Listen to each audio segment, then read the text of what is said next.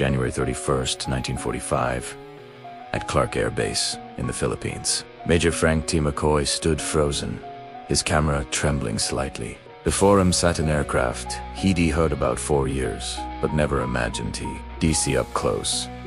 An intact Mitsubishi G4M Betty, tail number 763-12. Its long, smooth fuselage gleamed under the tropical sun, the thin wings casting razor-sharp shadows. Allied pilots had nicknamed it the Flying Cigar. But today, McCoy would discover something far more shocking than its shape.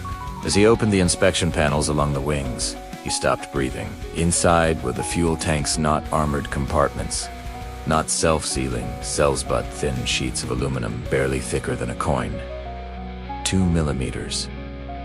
No rubber layers, no protective foam. Nothing stood between thousands of liters of volatile fuel and the open air, but a metal skin as fragile as hope. This wasn't a mistake. It wasn't wartime desperation. It was design. A deliberate choice that revealed something heartbreaking about Japan's entire war strategy. Range mattered more than survival. Speed mattered more than life. To understand that choice, we have to go back to December 1941. The day after Pearl Harbor, while Hawaii still smoldered, a force of 82 G4M Bettys and 26 G3M Nell bombers lifted off from Formosa at 12:35 p.m. soaring at 20,000 feet far. Above the reach of American anti-aircraft guns, they unleashed 636 bombs onto Clark Field. Within an hour, American air power in the Philippines lay broken. Zeros dove down to finish what the bombers had begun. It was a massacre, and it was the Betty's triumphant debut.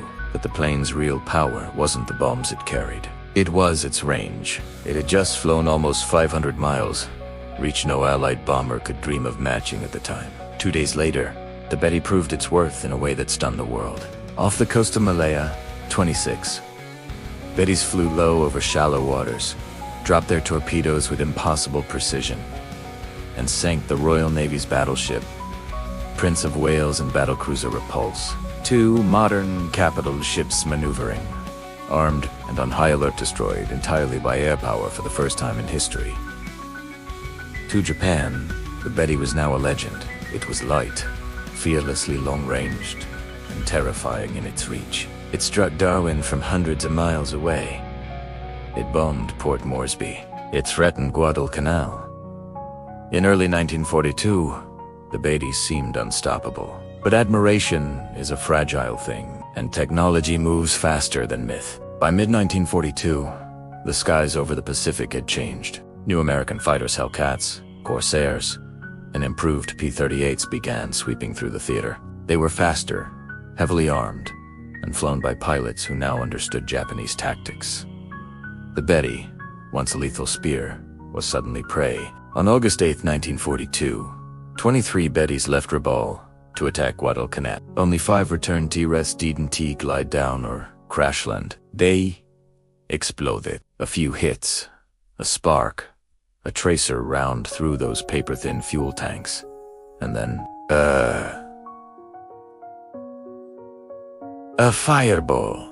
American pilots started calling them flying lighters, one-shot cigars, and Zippos. When Australian forces captured Buna Airfield, the truth was laid bare. Engineers walked up to a wrecked Betty, peeled back the wing skin, and stared in disbelief at the empty space where self-sealing protection should have been. It wasn't that it was removed or damaged. It had never been designed in. The Japanese engineers had made a deliberate, terrible sacrifice. Maximum range at the price of every crewman's life. To see how that happened, you have to go back to 1937. Japan's Navy issued a set of requirements for a new bomber that bordered on impossible. It had to fly nearly 3,700 kilometers while carrying a torpedo farther than any Western plane could fly, even without a payload. It had to be able to reach from Formosa to the Philippines, from Japan to New Guinea, from distant island to distant island without Kiro Honjo of Mitsubishi was told to make it real. The math was brutal. More armor meant more weight. More weight meant less fuel, and less fuel meant mission failure. So Honjo made the choice that would ultimately doom thousands. Fuel first, everything else Second, when the G4M first flew in 1939, the Navy celebrated. It was incredibly light, just 6.7 tons empty. It carried over 4,700 liters of fuel. It could strike farther than anyone expected. And in 1941, as long as no one was shooting back, it was magnificent. But war isn't fought in silence, and bullets always arrive eventually. The Guadalcanal campaign tore the truth wide open. Of the 100 Bettys committed to that long, brutal fight, almost none returned to their home bases. Hundreds of experienced airmen died in seconds, incinerated by the very fuel that gave their planes unmatched range. Japan tried to implement patchwork fixes. In 1943, they added thin rubber sheets under the wings, but it barely made a difference. In 1944, a new variant, the G4M3, finally added real, self-sealing tanks, but this came at a staggering cost: 2,000 kilometers of range. By then, it was far too late. American fighters owned the skies, and barely 60 of these improved Bettys would ever be built. The Betty's fatal flaw wasn't just technical, it was philosophical. And that flaw would claim one of Japan's most irreplaceable leaders on April 18, 1943. Admiral Isoroku Yamamoto, the architect of Pearl Harbor, boarded a Betty at Repulse for an inspection tour.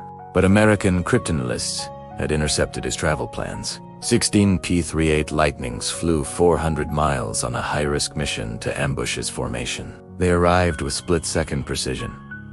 The Betty carrying Yamamoto took hits almost immediately. Its fuel ignited. Fire swallowed the fuselage. It spiraled into the jungle and shattered on impact. The design flaw that had killed countless anonymous airmen now killed the man who had led their nation into war. 2 years later, that same flaw delivered another tragedy. On March 21, 1945, 18 Bettys took off carrying piloted rocket bombs, the Oka suicide weapons. Loaded with the heavy Oka, the Bettys were sluggish and barely maneuverable. American Hellcats intercepted them long before they reached their targets near Okinawa. All 18 bombers were shot down. Not a single Oka was even launched. Over 150 Japanese aviators died in that one mission, erased because their aircraft could not withstand a single hit. Yet the Betty still had one final, poignant role to play.